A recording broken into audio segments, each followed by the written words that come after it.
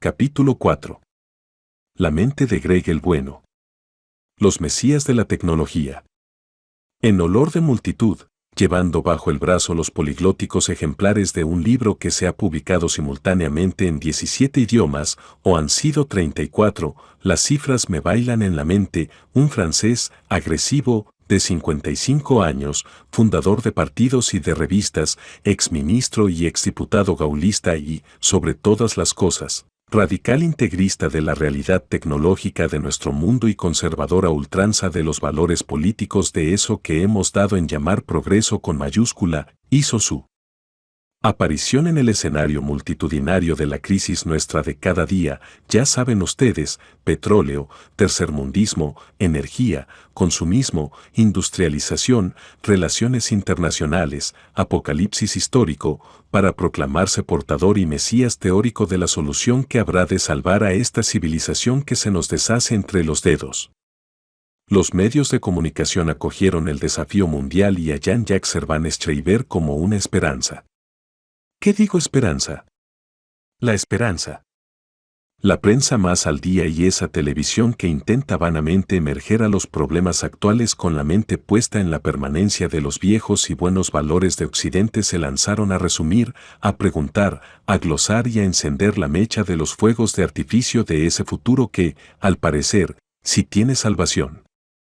Y Jean-Jacques Servan Schreiber, repito, todo parecido con el otro, Rousseau, se limita al nombre y al idioma materno, respondió, pontificó, sacó de su bolsillo, tantas veces como había una cámara cerca, su microprocesador de silicio, y lanzó a troche y moche su sermón del monte de la nueva era. Progreso y trabajo para todos. Que el mundo está metido en una crisis es un hecho que ya nadie creo que tuviera la desfachatez de dudar. Que esa crisis, al menos exotéricamente, viene producida por la circunstancia de que las materias primas imprescindibles para el mantenimiento del crecimiento industrial de los países desarrollados están localizadas en territorios que forman parte del llamado tercer mundo, es una realidad que se detecta en los manuales de geografía económica. Que, en apariencia, esos países tercermundistas pueden dar al traste con el ideario evolucionista de Occidente y convertir a los países desarrollados en un caos de paro, de miseria y de futuro incierto, es un temor que aflora como visión apocalíptica en las declaraciones de los gobiernos, lo mismo que en las reuniones de los consejeros.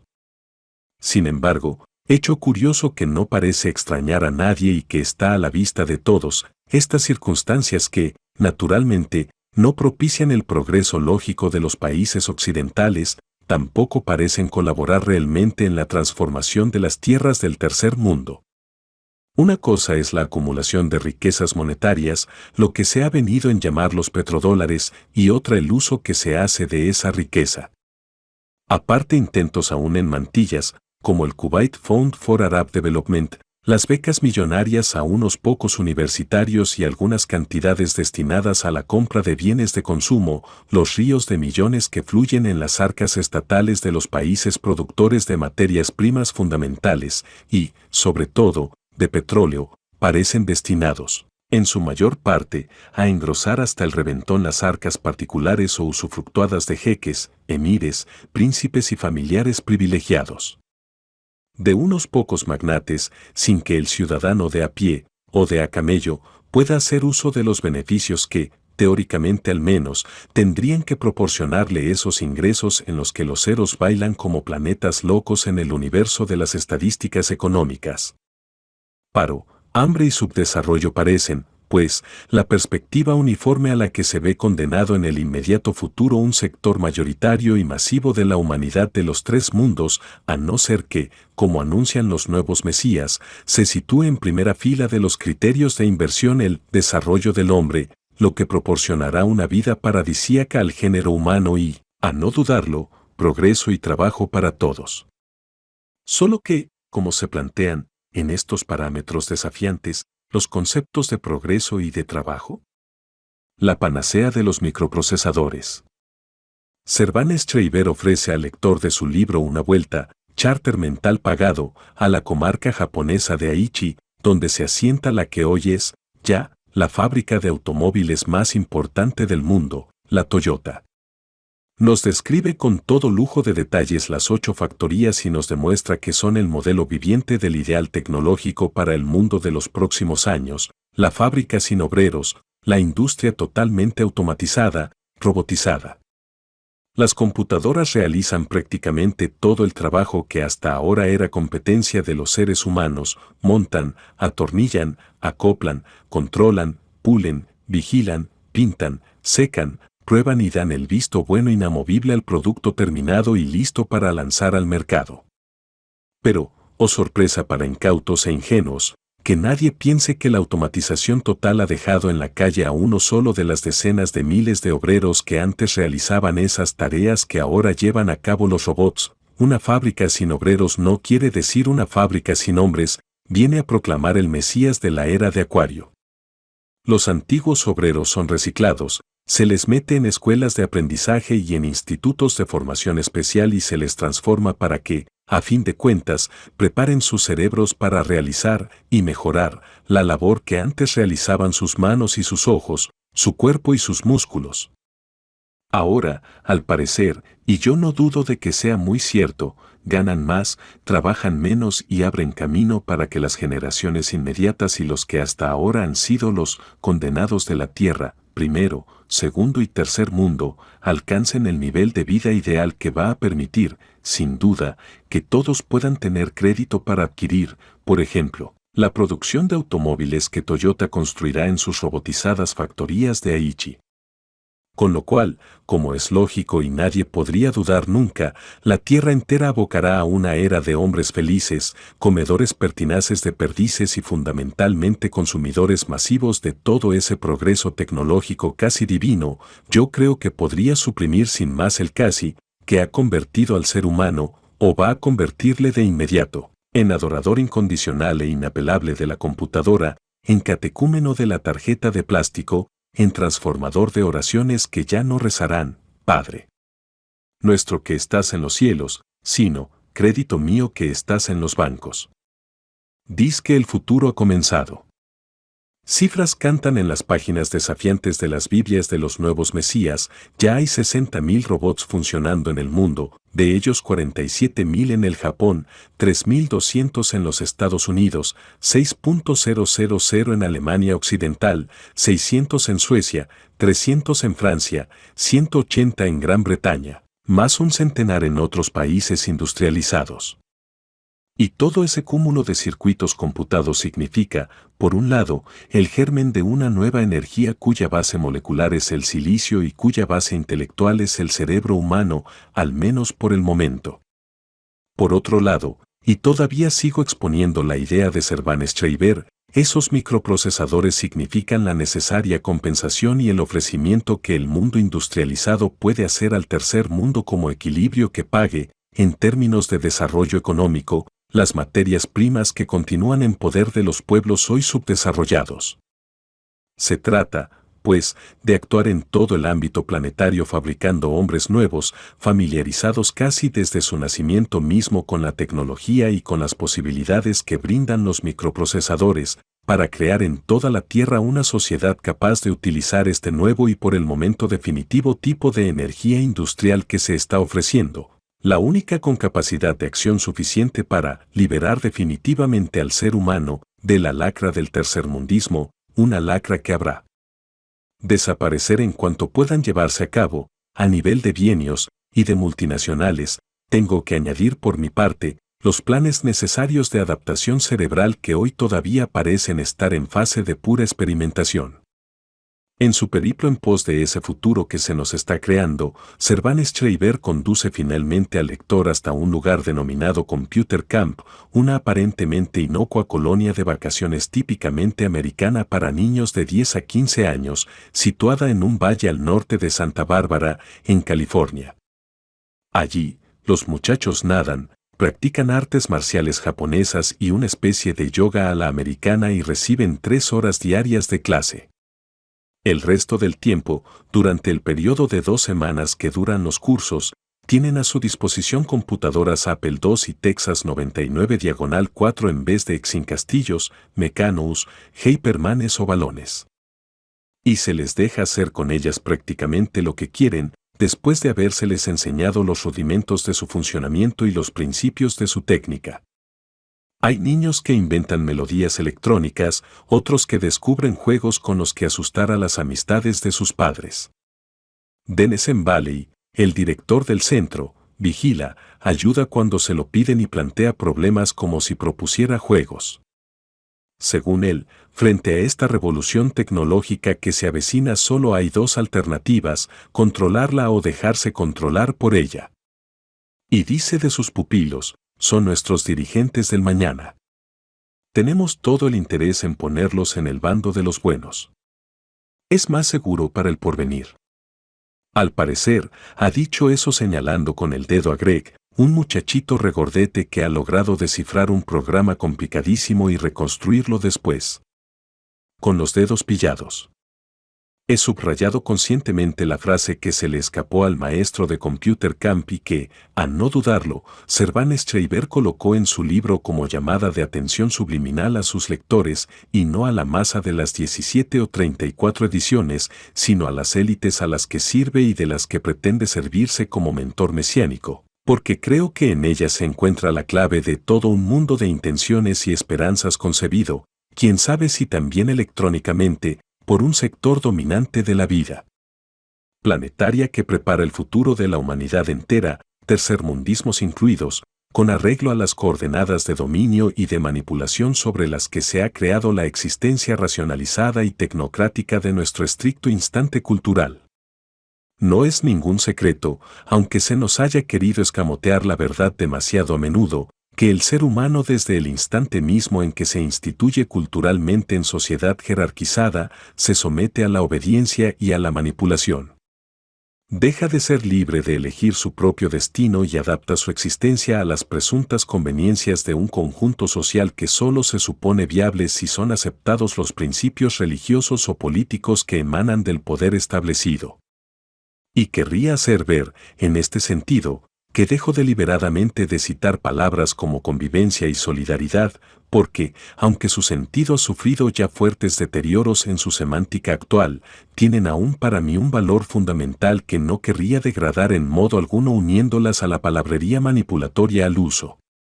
Me gustaría que, en lo posible, tratásemos todos de devolverle al lenguaje sus significados originarios, precisamente porque uno de los modos más sutiles de conspiración que ha sufrido la libertad humana ha sido el constante atentado contra lo que verdaderamente significa y representa cada término. El secreto, si es que de secreto puede hablarse, estriba en la concienciación del ser humano respecto a saber con certeza con qué tipo de fuerza manipuladora se ha de enfrentar y hasta qué límites de conciencia puede aceptar tal manipulación. Entendámonos, todos estamos mentalizados para la aceptación de determinados poderes que se manifiestan bajo la forma de gobiernos del más diverso cariz o bien bajo el aspecto de fuerzas espirituales o religiosas distribuidoras de salvaciones y de condenas que afectan directamente a la presunta trascendencia, del mismo modo que los gobiernos y sus acciones afectan a la subsistencia, a la libertad de expresión y hasta al progreso material relativo. Donde comienza a fallarnos esa mentalización es en el momento de plantearnos si hay acaso un determinado número de potencias supragubernamentales, macroeconómicas y hasta metaespirituales que, formando a su vez parte de una entidad colectiva única y planetaria, dominan la vida del género humano desde planos anímicos, biológicos, económicos, sociales, tecnológicos y políticos, moviendo los hilos de la conciencia colectiva de la humanidad y jugando con esa conciencia de tal modo que, desde la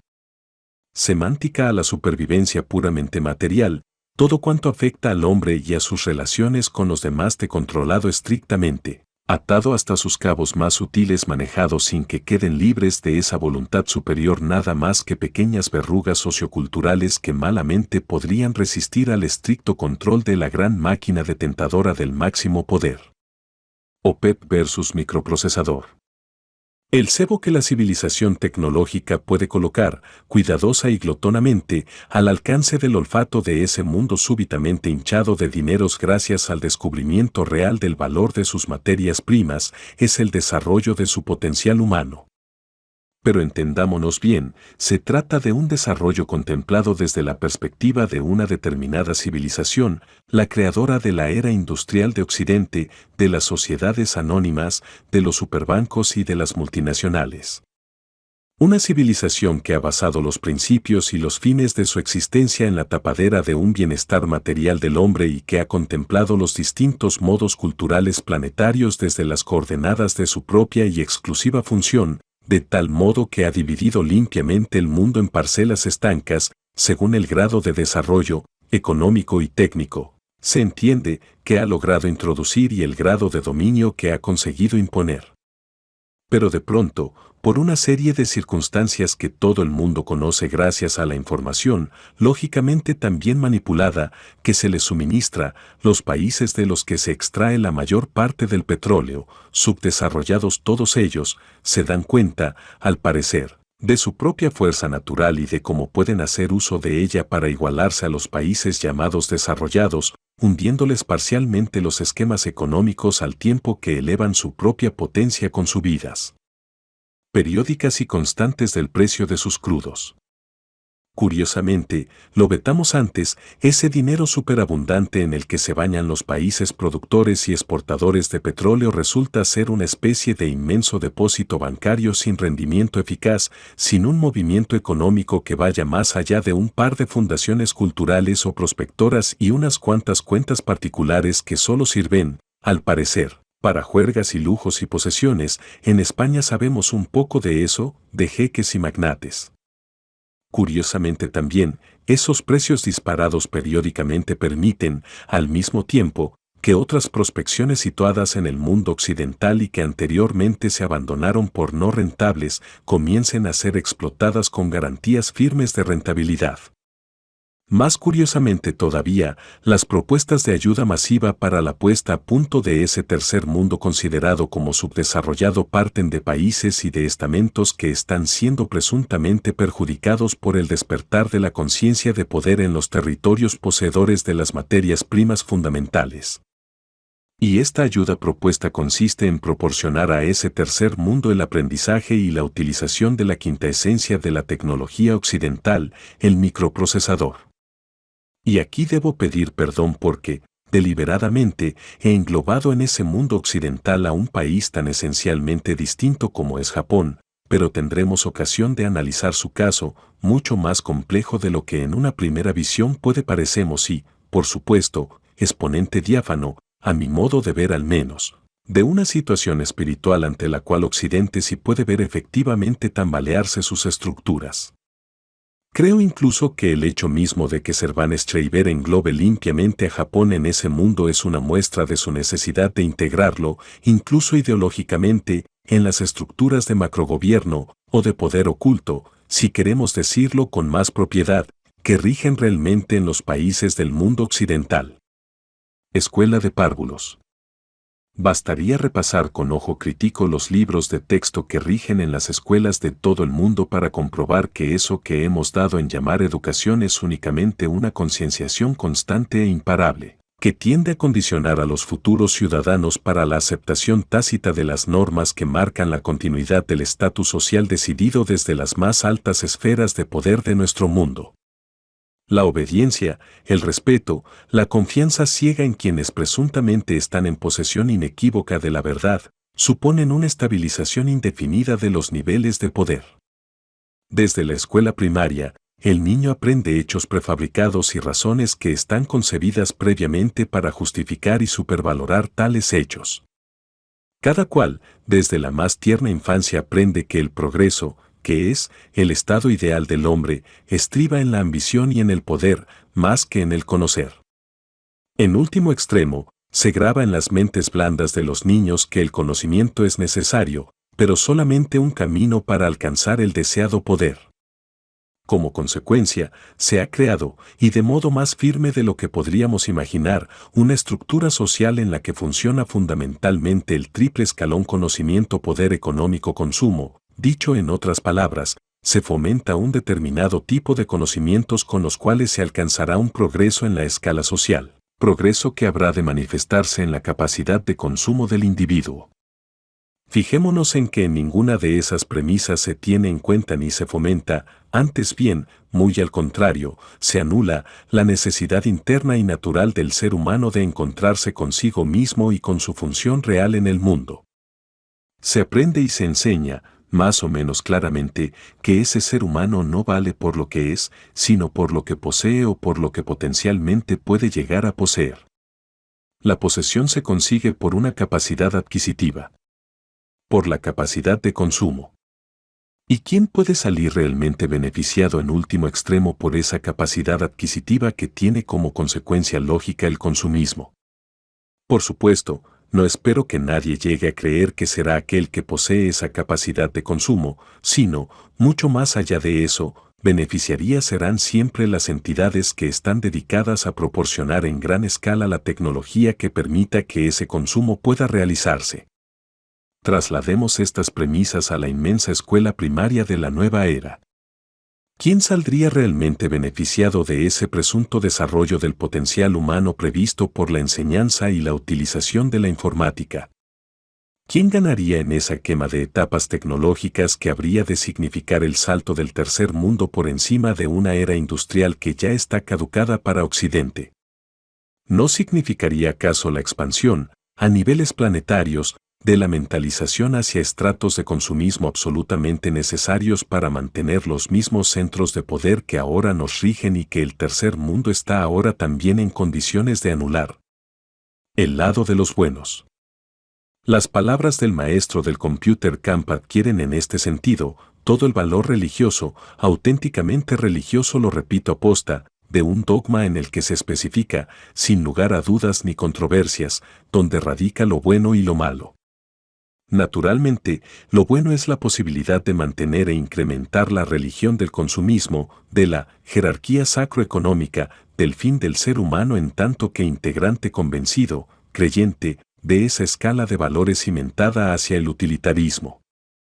Lo malo, por el contrario, será la vuelta de espaldas a ese progreso, la negación tácita del éxito como fin, la incredulidad ante el supuesto valor supremo del consumo. En este sentido, espero que no caigamos en la tentación de suponer que tal sacralización de los valores económicos es una pura deformación mental.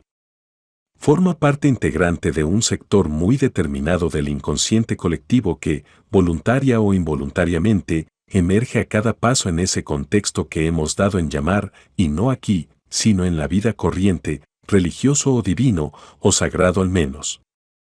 Para mí, que no creo en absoluto en la aparición de la era industrial como fenómeno súbito y desarraigado de la continuidad histórica humana, no es un hecho casual tampoco que Ignacio de Loyola instituyera la Compañía de Jesús como una moderna sociedad anónima. Recordemos que su nombre latino eclesial es el de Societas Jesús, la que ha hecho posible las siglas SJ con las que mundialmente se la conoce, ni que la Iglesia, a través de esta y de otras órdenes, se integrase desde el primer momento en los movimientos económicos mundiales, a través de intervenciones en bancos y compañías financieras e industriales. Lo abstracto de la sociedad anónima da un carácter carismático e incluso eventualmente suprahumano a la entidad económica. La industria, la banca, la gran compañía adquiere, en la mente del hombre de la calle del mundo occidental, una categoría casi celeste, con todo cuanto conlleva de mantenimiento y hasta de incremento progresivo del poder omnímodo sobre los seres humanos y, eventualmente, incluso sobre los gobiernos y sobre los estados. Y así, del mismo modo que, en la Edad Media, Roma, el papado, constituía una suerte de supragobierno que, de hecho, regía la política interna de los estados cristianos e incluso sus relaciones internacionales, decretando inapelablemente derechos y anatemas, ayudas y excomuniones, hoy mismo las grandes sociedades multinacionales, precisamente aquellas que pueden tener el mayor interés en convertir al tercer mundo a sus dogmas, mueven sutilmente la política de esos gobiernos, decretan las conveniencias de fomentar las influencias de determinados partidos y aseguran la continuidad de su imperio con la simple y pura amenaza de abandonar un determinado país si sus gobernantes se mostrasen remisos a respetar su decisiva influencia o si un determinado movimiento político llegase a asumir el poder. aunque ese poder estuviera respaldado por el resultado en unas elecciones libres, dentro del margen de libertad real que pueden tener unas elecciones manipuladas por todos los medios. Desde los sondeos de opinión a la propaganda deformadora de todos los significados semánticos. Esa entidad macroeconómica y suprahumana es, de hecho, la que decreta en la actualidad quiénes son los buenos y quiénes han de ser considerados como los malos, quienes son válidos para integrarse en el sistema y hasta qué catecismos conviene fomentar y proclamar en cada instante para que quede asegurada la continuidad del poder omnímodo. Si ahora y aquí conviene proclamar el reciclaje del ser humano hacia la era de la informática, no se trata de un cambio radical, de la toma de un nuevo camino ante una encrucijada, sino de señalar cuál de los caminos que surgen en ella es realmente la continuación del que se ha estado siguiendo hasta este preciso momento. El ejemplo del sol naciente. A mi modo de ver, el error fundamental sufrido a la hora de aventurar las posibilidades de ese futuro, ideal, de la era de la informática ha sido tomar como ejemplo el fenómeno japonés. Naturalmente, los datos que se manejan son totalmente ciertos. No cabe la menor duda, en menos de 20 años, Japón se ha colocado a la cabeza en prácticamente todos los sectores industriales que estuvieron hasta ahora en manos del mundo occidental.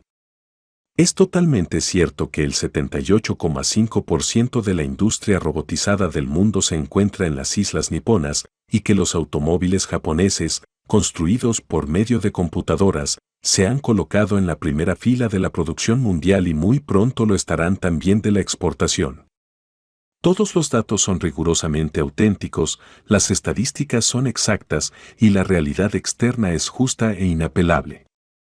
El fallo está en un menosprecio manifiesto hacia determinado factor que no puede integrarse en las estadísticas al uso, me refiero al espíritu del hombre, al grado de conciencia mostrado por el ser humano en el momento de enfrentarse al hecho de la manipulación. Por supuesto, es muy difícil, por no decir prácticamente imposible, que nosotros, gente de Occidente, seamos capaces de entender el espíritu japonés prescindiendo de las coordenadas sociológicas en las que estamos integrados. Sin embargo, esa práctica imposibilidad de comprensión no basta para que dejemos limpiamente el hecho a un lado y midamos el fenómeno japonés exclusivamente por nuestro sistema de valores. Tengamos en cuenta, en primer lugar, que el espíritu oriental no acepta, religiosamente hablando, las eventuales salvaciones venidas de fuera, llamando a ese, fuera, si queremos, cielo, eternidad, mesianismo o cualquier género de trascendencia colada entre los hombres por arte de birlibirloque para conducirle al mundo ideal de las realidades ultrahumanas. Por lo tanto, es muy difícil, por no decir imposible, que el oriental pueda ser manipulado en el grado en que lo es el hombre occidental. Ya sé que pueden aportarse ejemplos que tienen la apariencia contraria, desde el kamikaze de la Segunda Guerra Mundial hasta el estado de total asentimiento del obrero japonés a las durísimas condiciones de vida que le impone su integración a la gran industria. Sin embargo, la realidad es que estos actos y estas situaciones constituyen, contra lo que en apariencia representan, pruebas de su voluntad individual. El japonés se mata o se integra en la sociedad industrial del mismo modo que se interna temporalmente en un monasterio zen o en una escuela de artes marciales, porque cada acto de su vida debe ser, sobre cualquier otra cosa, exteriorización de su íntima esencia humana y, por lo tanto, un paso en el camino de su propia superación. Salvadores y maestros. El oriental, en su contexto religioso, sea este el que sea, budismo, shinto, Tao o jainismo, ha sustituido desde siempre la figura del Salvador por la del Maestro. La diferencia entre ambas estriba en que, mientras el Salvador es una entidad divinal o sagrada que llega de alguna parte para indicarle al ser humano lo que debe creer y el camino que debe seguir, el Maestro es un ser humano cuya función estriba en fomentar los poderes interiores o las posibilidades personales del discípulo que se coloca bajo su tutela, dejando siempre que sea él mismo quien descubra su propia trascendencia y su función en el mundo, y haciéndole conocer tan solo cuando un camino momentáneamente seguido no es el apropiado. Incluso se da el caso, y las recopilaciones del Zen están llenas de ejemplos de este tipo, lo mismo que se encuentran en el budismo mahayana y en los tratados lamaístas, que el maestro reproche duramente al discípulo su excesiva dependencia y que llegue incluso a apartarle violentamente de su lado si esa dependencia corre el peligro de hacerse irreversible. En este sentido, seguramente convendría recordar que el mismo Jesucristo fue considerado como maestro por quienes le conocieron y estuvieron en contacto directo con él, y que su condición sagrada de Salvador solo se introdujo al institucionalizarse sus enseñanzas bajo la forma de un dogma a través de la Iglesia. Con este hecho, como con otros muchos que podrían venir a confirmarlo si me propusiera dar aquí una visión total de la síntesis trascendente de la humanidad, en lugar de un mero apunte para comprender las implicaciones religiosas que rigen los comportamientos más diversos del mundo moderno, se abre un camino en el que, según me parece, se establecen claramente los límites de la manipulación sociológica que afecta con preferencia al mundo occidental, ese que venimos llamando de los países industrializados y progresistas, dominador nato de conciencias y de pueblos hasta el momento de la aparición de esos peligrosos brotes de rebeldía que amenazan seriamente con destruir todas las estructuras auténticamente mesiánicas y salvíficas que se quieren conservar desde las altas coordenadas del poder. Son las estructuras que se forman cuando el individuo se adecua, por las buenas o por las bravas, a la entidad supraindividual, cuando la sociedad humana pasa a depender de la sociedad anónima, sea esta industrial, financiera, política o religiosa. Cosa que no sucede en modo alguno en los países de Oriente, ni en una lamacería tibetana ni en el complejo fabril de la comarca de Aichi, donde se fabrican por medio de 200 ordenadores esas fabulosas cantidades de automóviles Toyota de que anteriormente dábamos cuenta, siguiendo los datos y las asombradas explicaciones, mesiánicas una vez más, de Jean-Jacques Servan Schreiber. Máquinas y karate. Oriente, a través del Japón, no significa precisamente un ejemplo a seguir por la sociedad consumista occidental, sino la consecuencia directa del reto de ese que ha sido considerado paternalista y despreciativamente el tercer mundo, el mundo del subdesarrollo. En relación con su nivel espiritual, y mal que nos pese el reconocerlo, somos nosotros quienes estamos en situación de subdesarrollo. Porque, en tanto que los occidentales nos esforzamos por progresar para cumplir una función social manipulada desde nuestro exterior por entidades anónimas, la actitud del japonés, desde el gran potentado industrial heredero directo del feudalismo de los samuráis hasta el último obrero de su factoría, llega desde su propia necesidad interior de superación. Y el inmenso progreso de los últimos lustros no es en modo alguno el medio para obtener unos tremendos e incontrolables beneficios económicos, sino la consecuencia directa de una actitud vital en la que, aunque pueda parecer mentira, las ganancias pecuniarias cuentan mucho menos que el autoconvencimiento del deber cumplido, de la meta alcanzada, tanto con uno mismo como ante los demás. La industria no es un fin en sí misma, la institucionalización de una sociedad tecnológicamente desarrollada, sino un medio para demostrar que la autodisciplina y el dominio trascendente sobre uno mismo son capaces de igualar y hasta de superar a todo ese mundo de progreso aparente y de fragilísima espiritualidad que conforma la personalidad colectiva de los países de Occidente. Algo ha intuido la sociedad capitalista cuando ha adaptado entre sus costumbres algunas de las artes marciales de Oriente. Incluso es un hecho, como ya comentábamos anteriormente, que en el Computer Camp californiano se hace practicar el karate a los pupilos de la civilización de la informática.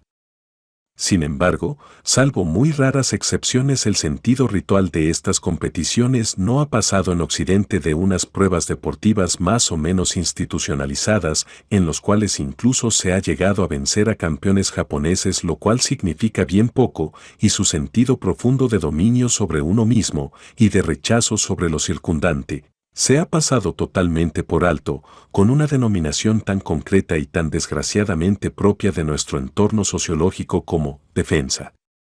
personal. Lo mismo sucede cuando el ejecutivo o incluso el intelectual de nuestro mundo se deciden por la práctica de ejercicios de meditación o de yoga.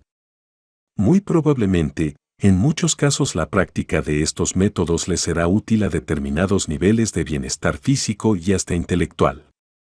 Pero su esencia más profunda habrá necesariamente de escapárseles, porque esa esencia responde a parámetros culturales que, si han de ser asumidos conscientemente, debería comenzarse por el abandono definitivo y, por supuesto, voluntario, de las presiones manipuladoras del medio ambiente en el que transcurre la existencia cotidiana del hombre occidental.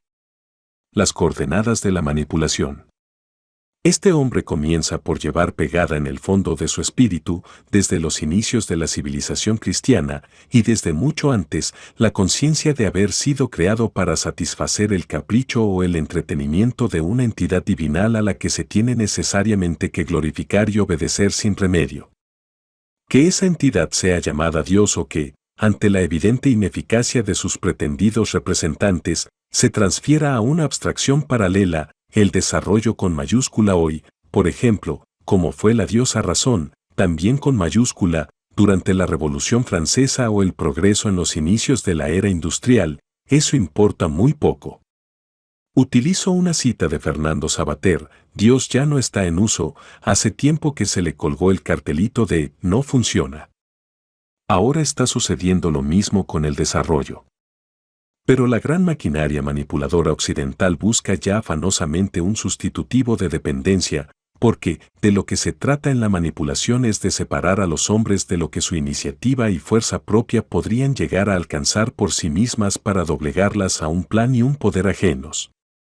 Según lo que yo creo, no existe realmente el peligro de que el hombre occidental se escape del mecanismo manipulador que ya forma cuerpo con su existencia desde la noche de los tiempos. Incluso me imagino que si, de pronto, la gran maquinaria manipuladora desapareciese, la costumbre inveterada desde generaciones y consistente en obedecer a estímulos condicionantes, nos haría buscar desesperadamente un placebo mesiánico de cualquier tipo, incluso religioso otra vez, que pudiera sustituirla inmediatamente. Y pensemos que, lógicamente, no me estoy refiriendo a ese número siempre exiguo de espíritus libres, en realidad, muchos menos todavía de los que se imaginan que lo son, sino a esa enorme e informe masa media de la que prácticamente todos formamos parte, desde los marxistas a los cristianos de comunión diaria o de bautismo de inmersión, desde la pretendidamente desligada, nueva derecha, a los no menos pretendidos libertarios ácratas, tan fácilmente manipulables mediante la promoción simple de su estatus social. El mecanismo manipulador sabe jugar muy bien con todas las aspiraciones del nombre occidental, desde las obsesiones musicales de una juventud aparentemente pasota hasta las reivindicaciones de los movimientos feministas, desde la instauración de las modas hippies hasta el empleo de los anticonceptivos. Todo cuanto sirve, de una manera u otra, para crear dependencias, abocará en elementos válidos destinados a ser manipulados: justicia social y droga, terrorismo y orden, paro y pleno empleo, que más da el nombre que se le dé a cada cosa. En una visión inmediata y futurible de la situación mundial, no hay necesidad de plantearse cómo manipular al hombre de Occidente, porque ese hombre, usted y yo, amigo, estamos ya suficientemente condicionados por los reflejos que nos proporciona la gran entidad manipuladora de nuestro mundo. El problema, la intención, la visión de futuro estriba en llegar a saber el modo de hacer que obedezcan a los mismos estímulos los ciudadanos del tercer mundo. El nombre de ese modo de actuar, aunque se quiera dorar la píldora con palabras altisonantes, fue escrito ya hace años por Nietzsche. Se llama voluntad de poder, y de ella surge, y vuelvo a citar el texto del profesor Savater, la decisión de legislar, de crear nuevos valores, de apoderarse, de controlar, de someter, de estatuir. El secreto está en el modo de ejercer esa acción. Se empieza desde arriba. Con motivo de su fulgurante y multitudinaria aparición, Jean-Jacques Servan Schreiber hizo declaraciones casi milenaristas a todos los medios de información, con preferencia a los audiovisuales, más capaces de dar la imagen requerida, y, cosa curiosa, repitió una vez y otra cómo había expuesto su plan de desarrollo del potencial humano ante los grandes líderes del tercermundismo y de los países neomillonarios de la OPEP, y cómo, creo que sin excepción, por cierto, no recuerdo haberle oído que tuviera ningún encuentro con el imán Jomeini, se habían mostrado entusiasmados con su plan mesiánico, con su microprocesador y, naturalmente, dispuestos al ensayo del gran desafío. Desde luego, yo no creo que la señora Indira Gandhi, por ejemplo, conozca mejor a su pueblo que el gran Mahatma de quien tomó, solo, el nombre. Ni creo tampoco que los jeques y emires de la península arábiga tengan un efectivo contacto con sus camelleros errantes de los grandes arenales.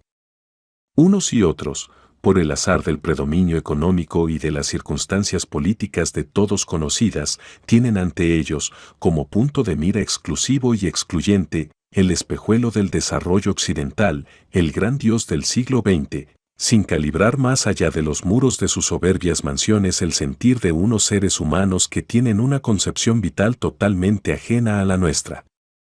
Si el desafío se cumpliera, y hasta sería posible que fuera así, sucedería lo mismo que en aquella anécdota, típica de la mentalidad manipulada de nuestro mundo, en la que un joven Boy Scout, al que le habían metido en la cabeza la idea de que tenía que cumplir necesariamente una buena acción cada día, se dedicaba esforzadamente a ayudar a las ancianas a cruzar las calles de su ciudad, aunque las buenas viejecillas no tuvieran la menor intención de hacerlo. Yo supongo, completando la historia del Boy Scout, que las buenas viejecitas regresarían a su punto de partida en cuanto el muchacho se hubiera perdido de vista. Del mismo modo, tengo el convencimiento de que, al poner en juego el plan, desarrollo del potencial humano, los grandes manipuladores del mundo occidental, lo mismo que los no menos occidentalizados dirigentes del tercer mundo, se encontrarían con más de una sorpresa. Desde la utilización de los microprocesadores para contar los granos de arena del desierto a la demostración de que una mente humana debidamente evolucionada, y tengo el convencimiento de que esas mentes existen y de que se encuentran precisamente en el tercer mundo, puede inutilizar la microexactitud de la maquinita con la puesta en marcha de los mecanismos profundos de su voluntad. La base de la supervivencia. Olvidemos, si es posible, esa especie de ansia irreversible de poder planetario, que, por otra parte, nunca sería nuestro, sino de unas cuantas sociedades anónimas. Olvidemos también, si logramos mentalizarnos para ello, nuestra manía de juzgar a los hombres y a los pueblos con arreglo a nuestros patrones mentales. Pensemos que a un hindú, es otro ejemplo, no se le va a poder regir la existencia por el paso inexorable de las cifras de un reloj digital, porque su concepto del tiempo, un concepto adquirido a lo largo de instantáneos milenios de civilización propia, no está medido desde las mismas coordenadas que nos sirven a nosotros. Pensemos, si aún tenemos capacidad para ello, que fue nuestra civilización superior y dogmática, sí, la misma que ha puesto a punto el microprocesador de silicio, esa pastillita tan milagrosa, como si se tratase de la cápsula contenedora del antibiótico cura males definitivo, la que, lejos de crear, destruyó civilizaciones enteras, la de los pieles rojas de los Estados Unidos, la de los pueblos de la África Negra, las de las islas del Pacífico, que a los indios de las praderas del Medio Oeste los envenenó con whisky peleón, que a los negros africanos los llenó de enfermedades desconocidas y los utilizó como esclavos, que a los nativos de los archipiélagos del Pacífico los convirtió en monos de imitación y en vendedores de folclore debidamente consagrado. Y eso por no hablar, porque hasta resultaría feo recordar leyendas negras, el fin de las culturas americanas bajo la dominación eclesiocrática de los conquistadores hispánicos, tan peligrosos, aunque más vapuleados, que los padres peregrinos puritanos del Mayflower. No creo ahora que se trate de soñar, como el otro Jean-Jacques Rousseau, en la vuelta al salvaje feliz. El mundo tiene ya demasiado inclinada la rampa para detener una carrera evolutiva que no puede contenerse. Pero sí creo que se trata de respetar el modo que cada pueblo tiene de contemplar su propio progreso con arreglo a sus coordenadas tradicionales. Cortar un solo patrón tecnológico y aplicarlo desde la mentalidad impersonal de la sociedad anónima, quepa o no quepa en el cuerpo colectivo de los demás pueblos, es precipitar una nueva confusión babélica y uniformar aquello que solo con el respeto a su misma diversidad puede conservar, en este tercer milenio en el que entramos, la unidad esencial del género humano. Si alguna oportunidad tiene el tercer mundo de contribuir efectivamente a la salvación de la humanidad es precisamente tomando conciencia, de una vez por todas, de que no ha de ser esclavo, ni siquiera de la computadora, de que sus valores propios son tan válidos, o más, que los nuestros, y de que solo fomentándolos en su pureza podrán salvarlos y salvamos de rechazo a nosotros, dándonos, que falta nos hace, una lección definitiva e irreversible de humildad. Haciéndonos ver, sin asumirla, nuestra propia manipulación. Obligándonos, con su libertad, a rechazarla.